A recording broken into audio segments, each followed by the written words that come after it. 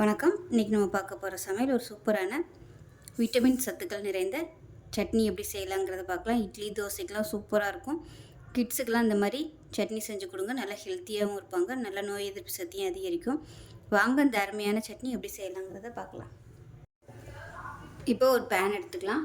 Pan சூடானதும் தேவையான அளவுக்கு எண்ணெய் விட்டுக்கலாம். இப்போ எண்ணெய் நல்லா சூடாயிருச்சு. மீடியமான ஃப்ளேமில் உளுந்து சேர்த்துக்கலாம். நல்லா ஒரு 3 டேபிள் ஸ்பூன் அளவுக்கு உளுந்து சேர்த்துருக்கேன்.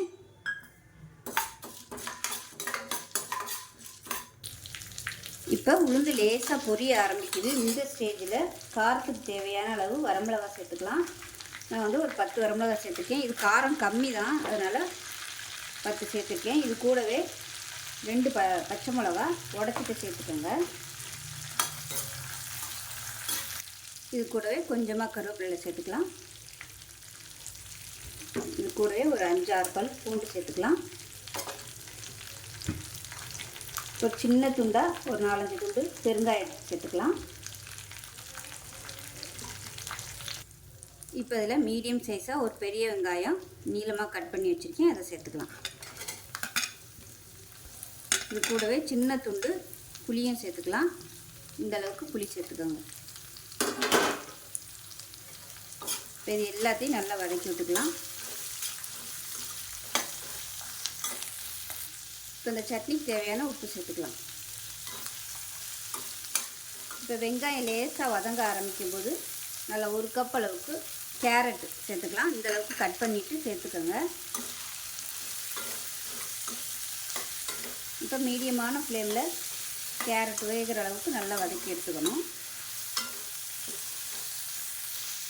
இப்போ மூடி வச்சிடலாம்.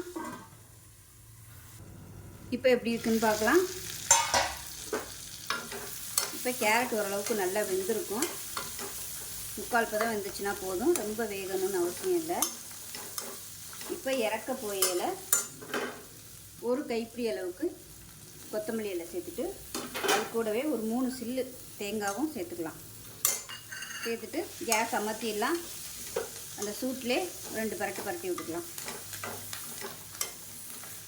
அது ஆறட்டும். ஆறுனதுக்கப்புறம் நல்லா அரைச்சிட்டு பார்க்கலாம். இப்போ பாருங்கள், சட்னி நல்லா நைஸாக அரைச்சிட்டு வந்தாச்சு. இப்போ மிக்ஸி அரைச்சிட்டு தண்ணி சேர்த்துக்கலாம். இப்போ அதை நல்லா கலந்து விட்டுக்கலாம். கெட்டியாக வேணாலும் நீங்கள் கெட்டியாக வச்சுக்கலாம். நான் வந்து ரொம்ப தண்ணியாக வைக்கல, கொஞ்சம் ஓரளவுக்கு கெட்டியாக வச்சுருக்கேன். இப்போ நல்லா கலந்து விட்டு எப்பயும் போல் கடுகு உளுந்து கருவேப்பிலை போட்டு தாளித்து வச்சுருக்கேன், அதை கொட்டிக்கலாம். அவ்வளோதான், ஒரு அருமையான கேரட் சட்னி ரெடி ஆயிடுச்சு. டேஸ்ட்டு சூப்பராக இருக்கும். கேரட் சாப்பிடாத குழந்தைகளுக்கு இது மாதிரி செஞ்சு கொடுத்திங்கன்னா நல்லா ஹெல்த்தியாகவும் இருக்கும். நல்ல நோய் எதிர்ப்பு சக்தியும் அதிகரிக்கும். அடிக்கடி இந்த மாதிரி சட்னி வந்து குழந்தைகளுக்கு செஞ்சு கொடுங்க. இட்லி தோசைக்கெலாம் அருமையாக இருக்கும். ஸோ செஞ்சு பாருங்கள். செஞ்சு பார்த்துட்டு எப்படி வந்துச்சுங்கிறத சொல்லுங்கள். வீடியோ பிடிச்சிச்சின்னா லைக் பண்ணுங்கள், கமெண்ட் பண்ணுங்கள், சேனலை சப்ஸ்கிரைப் பண்ணுங்கள், பக்கத்தில் பெல் பட்டனையும் ப்ரெஸ் பண்ணுங்கள். நன்றி.